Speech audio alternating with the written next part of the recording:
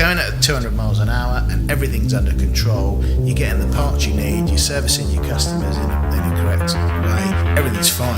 But when you're out of control, when you can't get parts and they're beyond your control and you can't influence that, that's when the stress kicks in, because it starts to attack your cash flow. Cash is king in any business.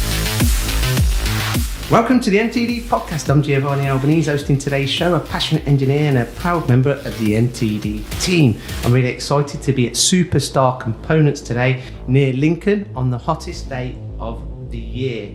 Today we are investigating a UK entrepreneur manufacturing story, and I'm joined by three very special guests. Firstly, the founder and managing director of Superstar Components, Neil Wilkinson. Welcome to the MTD podcast, and thank you very much for having us at your fantastic facility today. We're going to find out a lot about you during this podcast, but let's introduce our next guest, James Leet, director at Haas UK Automation. Welcome to the podcast again, James. Thank you. Yep. As you say, very hot day. When you're an athlete trapped in a fat man's body like me, you feel that. Nice shorts, by the way. Thank you. And last but not least, the one and only Lyndsey Vickers, presenter at MTDCNC. I am so hot. I am 8.5 months pregnant and incredibly hot right now. We've had a brilliant day, Lynds. We have, yeah. It's been surrounded by you lot, to be fair. That's what it is. Hey. No, it is. We've had a great day. We've filmed so many videos and it's so interesting and impressive. We're sitting in the boardroom, in fact, at Superstar Components, and the amount of intricate parts sitting in front of us, all different colours, shapes, sizes. It's an impressive place. Now, Neil, let's start at the very beginning. Tell our listeners about your journey, about how you started this fantastic company. Why bikes? I was actually a chemist. I'm not an engineer, so I've had to teach myself as I've gone along. So I've probably had a better outlook on engineering than quite a lot of engineers, because I've had to learn everything from scratch. Superstar Components started out as a trading company buying parts from Asia, branding them and selling them direct on the internet. We were one of the first direct sales internet companies. Obviously now everybody's doing it. Internet is awash with eBay sellers, Amazon sellers and so on. But over the years, I got frustrated with Asia, where the majority of parts are manufactured, and decided I can do it better myself, quicker, faster, better. So we bought our first machine, a VF2SS, and it's still running like new, to be honest. And we're still running it every single day, all day long. And it's gone from there. Right, we're gonna follow this journey through this podcast. Now, let's touch upon the collaboration with Haas UK Automation. Would you say, Neil, before we go on to you, James, have Haas supported you on this journey? Haas have given me a huge amount of support, both in machines, in advice, in spare parts, in service. Just unlike a lot of companies, you can phone them up and just have a chat, and they're more interested in getting you running again than worrying about sending an engineer out. They'd rather get your machine running in the next 20 minutes. So it's got me to where I am now. We have bought other machines from other brands, but we keep coming back to Haas because they're just good value and they do the job and they keep running a decade on. Right, let's look at and talk about some of the products from Haas. Now, James, you're renowned for Formula One cars, not bicycles, but your machines now are making bicycle parts. Tell our listeners about the products and solutions that you have offered Superstar Components. Well, this is a classic story, really, of somebody coming to us, seeing where we're positioned in the market as a good supplier to the subcontract marketplace of fit-for-purpose machines. And when Neil came to us, and we've had this discussion before, he'd not got any experience of CNC machines, buying CNC machines, and we sat down and had a really good discussion. And I remember being involved with that because the sales guy at the time got me involved with the whole process, and just found the right machine that was fit for purpose, not necessarily full of bells and whistles, but we knew Neil had to go fast. We knew he had to be agile. We knew that going forward, he needed to automate things. So a VF2SS standard range product, it just fitted the bill. And then quite quickly, it was evident that we needed just more, bigger, faster, more automated, and the journey's gone from there. There isn't really a machine in your machine shop that you don't automate. Is that right? I think there's only one which doesn't have, but I class a 0 point as automation. So in fact, every single one is, because we don't have the human time available to spend days setting a job up. So we need all the machines running all of the time, so we can spend our time programming the next job. And how long's the company been going? The machine side has been going for nearly 10, 11 years. Superstar Components itself, 15, 16. So what's different today than what you were doing back then? How have you really evolved? Like, what's the trade secret? We've always done something ourselves. I always look at Superstar like the sort of German economy. The German economy is full of family businesses who are in it for the long term, and they do things in-house themselves very competently. A lot of the bike industry is based around venture capital companies who are in it for the quick buck. They throw money at something, they waste hundreds of millions of pounds, but they're the biggest and the best, apparently. I'd rather be small, nimble and profitable and look after my staff. So what are your ultimate aspirations? I've got no aspirations to grow to be massive. I quite enjoy doing the things I enjoy. I love programming, I love machining. Usually a machine purchase is driven by me going, that's a shiny, cool piece of kit. I quite want one of them.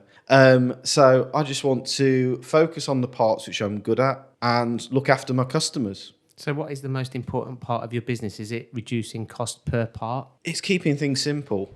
So it's quick setups, it's being able to cope with variety, volume, making the cost competitive, because we've got to compete with Asia. We don't have a money, no objects, aerospace price point. We are very cutting edge. We're all using the same metal and the same machines, so we can compete if we use our brains. Now, James, you've visited many companies, the length and breadth of the country. Is this quite a unique story here at Superstar Components? I think every story is unique. That sounds a bit of a cop-out, but I think by its very nature, I've said before, Britain is a nation of entrepreneurial subcontractors, and by that nature, they have to be reactive to their market, and everybody finds their own solution on the way forward. But what I would say is Superstar have always been very proactive at the way that they've looked at automation, doing things differently, just not going down that traditional, let's knock the cycle time out of this route. Let's find another way of getting our customers serviced with the stock that they need, the right place, right price, right time. James, can you give an example of those forms of automation? So you've said he's gone for quite a unique area of automation. What has he gone for? Well, again, what Neil's achieved here is looked at the amount of parts that need to go out of the door by the end of the month, rather than how quickly you can get one part off of a machine. And it's not unique, but it's certainly ingenious, some of the solutions that Neil's come up with. And that's probably down to the fact that Neil had never done this before. So it's a fresh set of eyes, which is really, really good. But for example, rather than get one component off a machine really, really quickly, we saw today there was a VF4SS, which is a reasonable sized VMC. And there was 90 parts being machined at one point in time from 2 sheets of steel, which got the cycle time up to around about 7 hours, something like that, which means that machine can just look after itself for 7 hours while the operator goes and looks after another 2 machines on other longer cycles. So it's not about getting the individual cycle time down, it's about getting the parts per month out the door. Which is interesting, because at MTD, whenever we're talking about things like this, it's always like, okay, cycle time, but you're actually looking at it in a totally different way. A lot of the time when I win work, I go to a customer and I say, I won't win the work at 100 parts. What I need to do is understand your business. Everyone has a cash flow problem. It's just universal. So I say to them, if we can make 1,000 over a year, you know you're going to use them. If I can have that volume, I can use a bit of intelligence and a bit of capital to make a more efficient process, be it work holding or invest in new custom tooling. We use a lot of custom ground tooling just to make things efficient. And then if I can cut away at that price and make it efficient, the customer gets what they need. I can then plan my job by taking time over the year. So the machines are always 100%. A good example is this job with 100 parts on a bed for 6-7 hours. We've got to make 3,500 of those. I know the machine's got nothing to do for 3 weeks, so it will be constantly running on that, which will then create capacity further down the line. So although it sounds like 3.5 week block is a lot of work, it's planned in. So it means I have capacity in the future. So I've kept him happy.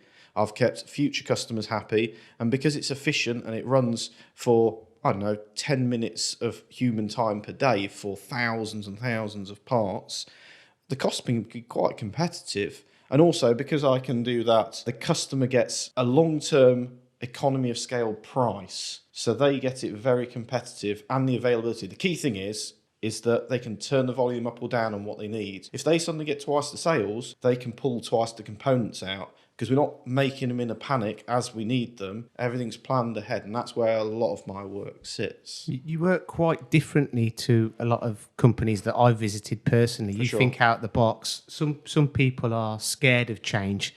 To me, it seems that you embrace change. Is this a fair assumption? Yeah, the world's a fluid place. So I actually find that in recessions, I do very well because I'm a good option. A good example of this is the China shipping situation. In Asia, there's a lot of problems with lead times because suddenly they're really busy. They've lost 3 months of the year, and you can't catch up on 3 months of the year very quickly. So all the factories are full, the lead times have gone through the roof, shipping costs have gone through the roof. So now people are looking for other options, and we're a very valid option, and there aren't many people doing what we do.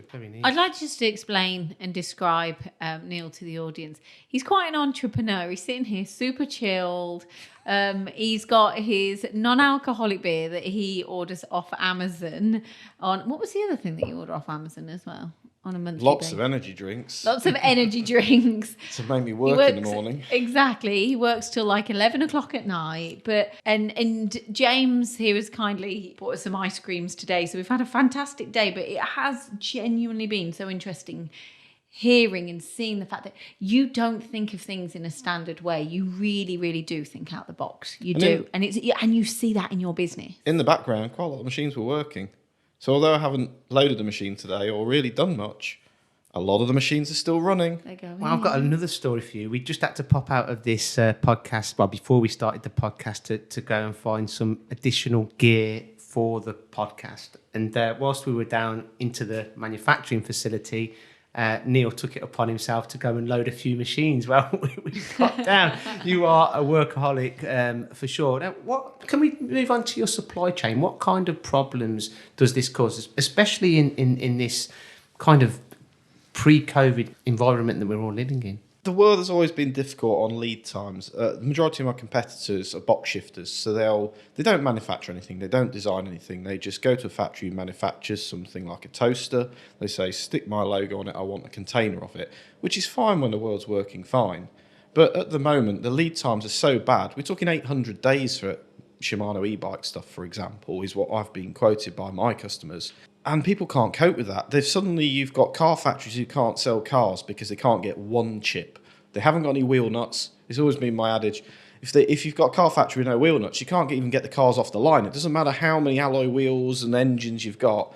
Miss one part, you're screwed. I've always worked on the fact that I can make pretty much everything. So if there is a panic, we can get something made. One of my biggest issues at the moment is availability of specialist metals. There's general metals are available, but if you want a particular grade and a particular size with a particular finish, it can be difficult. So I have to think ahead about that. But actually, those materials are a very small part of the total price. So things like bike rims, I buy in bulk and keep in a warehouse, and then I can turn those into a multitude of products. So it's a case of reduce your capital expenditure where you can, and think smarter. But the ultimate flexibility of manufacturing in-house is the holy grail. I think you've got the luxury of making your own components, which is absolutely brilliant. Now, like James, just to interject there, Interco Special Steels and Alloys. You need to speak to them because they're our sponsor. So I have to do that's a shameless plug, but come on. I've bought 17 4PH from them for certain jobs. Well, there you go, Les. There you go. Now, how different is it for Haas Automation? Getting into the bicycle industry, what's the differences between making bicycle parts and Formula One parts, if any? No difference really. I mean, let's get it down to basics. The machines will do what you tell them to do. They're capable of doing what is within their capability range. So we know what that range is. We know where we position that range. So it's then a question of working with customers to make sure that they're in control of the process. And picking up on Neil's point and about winning business back from Asia, control, that is the real word. Neil mentioned that, and he's nodding now for the benefit of our wonderful audience that can't see us. Take out, just hang on to that word control at the moment. And then another word that we feel in business is stress. So we're all hot and stressed out today. But that's because... Not after the ice cream. Not after the ice cream, of course. It was delicious. But let me use an analogy. You talked about Formula One there. So driving a car really, really fast is not stressful. It's actually quite exciting. Losing control of a car at 200 miles an hour, that's stressful. And it's the same with the business. If it's going at 200 miles an hour and everything's under control, you're getting the parts you need, you're servicing your customers in a correct way, everything's fine. But when you're out of control, when you can't get parts and they're beyond your control and you can't influence that, that's when the stress kicks in, because it starts to attack your cash flow. Cash is king in any business. So Neil's picked up on a really, really important point here. He can control his business by manufacturing what he needs to do on his terms. And that's really critical. And at the moment, we're seeing that in the UK. More and more businesses are saying, okay, look, we need to take back control and bring this work back to the UK and start manufacturing things ourselves again. And it's absolutely a core message to manufacturing growth. Post-Brexit, post-COVID, all of these things. But then you look at the other issue, and that's the skills gap. It also talks then to automation. So you can only do that if you can run these machines. And that's where automation helps. Neil's done all of this quite foresighted. 10 years ago he saw this, and now he's 10 years ahead of everybody else. Well, are we behind? Is that what you're saying? Are we totally... As a nation, we're not far behind, but we are behind the curve. It's well documented, actually. The UK manufacturing are behind the curve of advanced engineering countries in terms of automation. That's largely down to the fact that we are a nation of subcontractors, so they have to be reactive by their very nature. Sometimes it's about the price point of getting into automation. So if you're a subcontractor, not a manufacturer at the high end, you really have got to watch your pennies of investment. Consciously think about when your next investment's going to be and how much that's going to be and what your return on that investment is going to be and how long you can get it back. Automation can often cost hundreds of thousands of pounds. So the subcontractor goes, I'm doing okay. I won't take that risk. I won't go beyond my control of that. Let's not bother. But what we've been able to do here is actually create some affordable automation in step-by-step points. Yeah, and on top of that, this is where I want to ask yourself, Neil, a question. You have invested in that high-priced automation. Yep. And then you've invested in something not as much as that. So tell us the differences, not branding or anything like that, but tell us the differences and what you see, why, almost, how can I describe, why you choose what you choose to place it where. It's a classic case of right horse for the right course. And the biggest barrier to entry is cost. If you have to buy if you buy a 100 grand automation system, you won't put it on a 20 grand machine. So that high cost of entry will then mean that you end up with a 200 grand machine. So you've got a 300 grand project, which then is very hard to justify. If you have a 30 grand automation system, I'll have it on every single one. I've been screaming. Do you get that? Do you get exactly. a 30 grand? Or is that, It's not far off that for this lathe automation system for a gantry. Sure, it's not all the bells and whistles like a top of the range Japanese, but it's not £500,000 machine. Yeah. I've got completely different expectations. Actually, it's blown my expectations out the water. I bought my first automation, a multi-pallet, 32 pallet, 5-axis CNC machine. It was a hell of a lot of money. You've got to have a lot of work and you've got to charge a lot to pay for it. It's a beast. It's a great machine. The robot cell we use for making one part, again, big investment. It was getting on for 200 grand for a 4th axis with a robot cell. Very hard entry. It was perfect for the job, really efficient, but it's very hard entry to the market. I've been saying for years, probably saying to James far too many times, saying, if you can do a 5-axis milling machine with a robot loader, which can do 100 parts for 100 grand, I'd just line them up like forever. But it's the consumer model. PCs cost a fortune originally, but if you make more, they get cheaper. But my issue with automation is they don't keep it stupid. They don't keep it simple. Stupid. Let's put a vision system on. Let's put conveyors on. Let's put massive light guards. Let's make it really complicated. That makes it really expensive, which is fine for certain things. If you're a die casting maker, that's perfect. High volume of different things. That's what you need. I'm getting square billets, and I want to just chuck them in a machine. It's a square billet to the centre of a centric pneumatic vice, and machine it. Doesn't need to be any more complicated. So if you can get the cost down, you can buy more machines, make more parts, be more cost effective, compete with Asia. For me, the thing that stands out the most, for me personally, visiting your facility today, is not the machine tools, not the automation, but the work holding. Yep. And how you've fully utilised the machining envelope, completely fully utilised it to suit your applications. And it's like the machine tool is like the blank canvas, if you like. Correct. And everything that you've done around it is completely bespoke to suit what you're making. And everything is perfect for application. When you look at automation, especially in the UK, you mentioned kind of barriers to entry. I think a lot of the barriers to entry is fear, because they've never used it before. You've not got no fear. There's no fear in anything that you do here. And you are going into new levels of you're breaking barriers. You're breaking barriers because you're going into things that maybe other people don't do, and in the way you do things are very unique and very innovative, to say the least. Very innovative. James, can I? Oh, were you No, go? no, James. So let's go to Haas now. What Neil just said about this is an ideal form of automation. Have you taken on board that? Is that an option? When you're talking about 5-axis and that, what is the next step? What is the future for the automation with Haas? Absolutely, we've taken that on board, but we've taken that on board from our own manufacturing process as well. So one of the machines we've been talking about here, and Neil just alluded to, is the latest acquisition from Superstar, which is a Y-axis 6-inch chuck-in lathe with an auto parts loader. And that's beautifully simplistic, very, very competitively priced, but it's something that the factory at Haas have been using for years to make their spindles. Then been able to do is to evolve and develop that process to make it a commercially viable product. And we talked about economy of scale manufacturing. Of course, that's exactly what Haas do. So for many years, we've been able to offer a robot interface, automation interface, and we continue to do so. But we're also typically Haas making more and more of our own products, so that it's fully integrated through the control.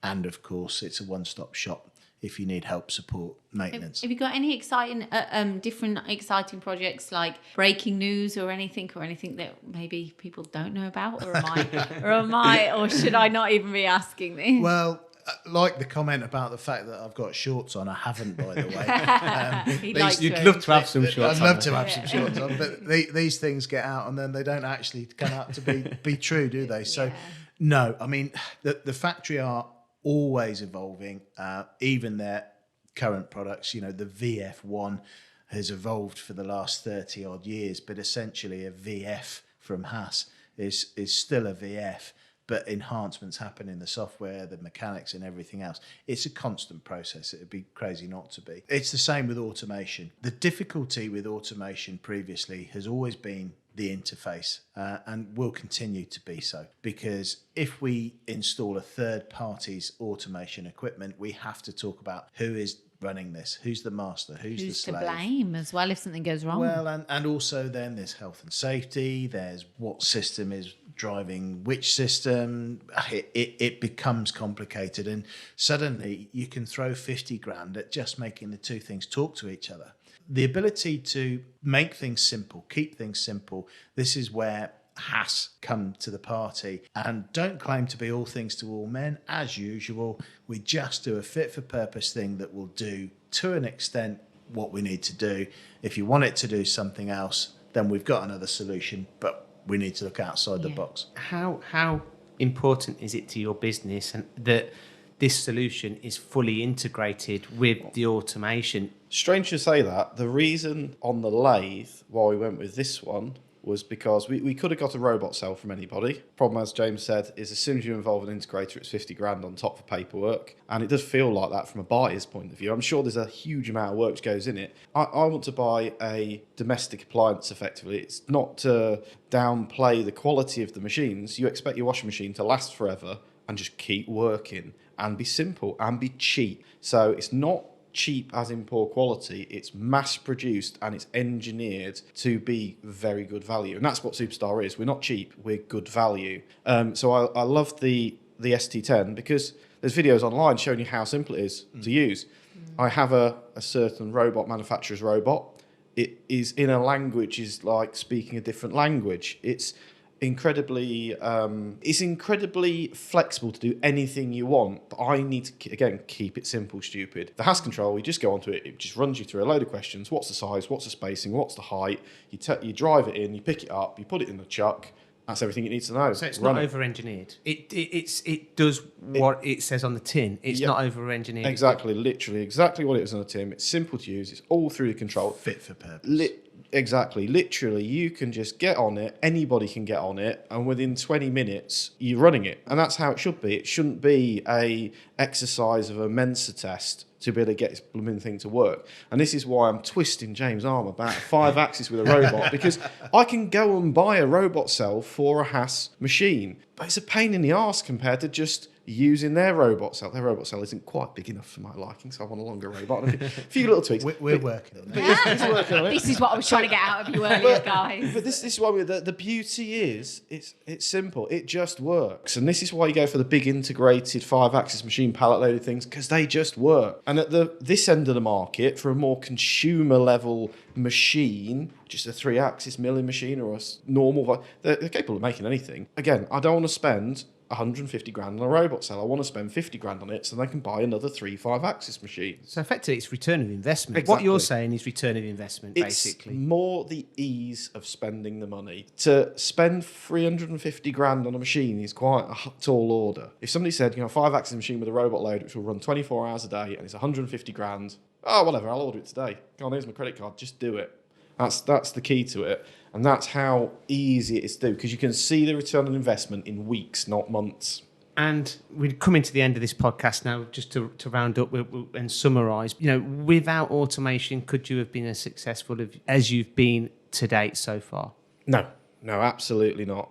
The beautiful sound of coming in at 7 o'clock in the morning and hearing machines still running, and they've been running all night while you're in bed, that is my final question to you is, for end users out there that are maybe doing low volume work, high mix, what advice would you give to them in regards to automation? Keep it simple. If it's a square block, you can make lots of different things out of a square block, and it's really easy to load a square block. So don't think about making the complete product. Get 90% of the work automated. So I've got most of my machines doing Op1, 95% of the work. Use nice 5-axis vice where you can reach under and get more than your 5 sides. You get 5.5 sides. And then you've got a quick 2-minute second op to finish the part. And then all the work's been done by the machine. And it's very easy to automate a rectangular block load than a complex shape. I really like the point that you made earlier on in this podcast, that palletisation is automation in itself. That is, some people don't look at palletisation as automation or 0 point as automation. Quick change vices. It is absolutely key. James, we're running out of time, but any last thoughts? No, we're running out of time. Keep it simple, stupid. Lynds? Great day. Thank you for having us. You're welcome. At Superstar. We've done a nice tour, and we've created a Swarf and Chip show here as well. So if you want to see into Superstar Components machine shop, look out for that show, because we do a bit of a tour. You meet Neil.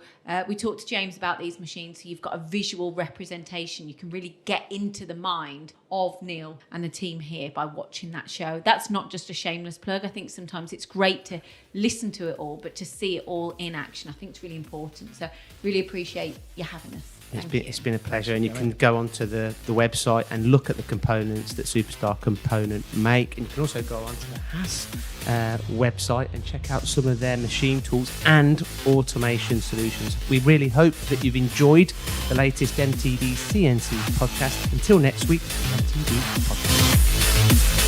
Thanks for listening to the MTD podcast. If you found value in this episode, please subscribe and leave a rating and review.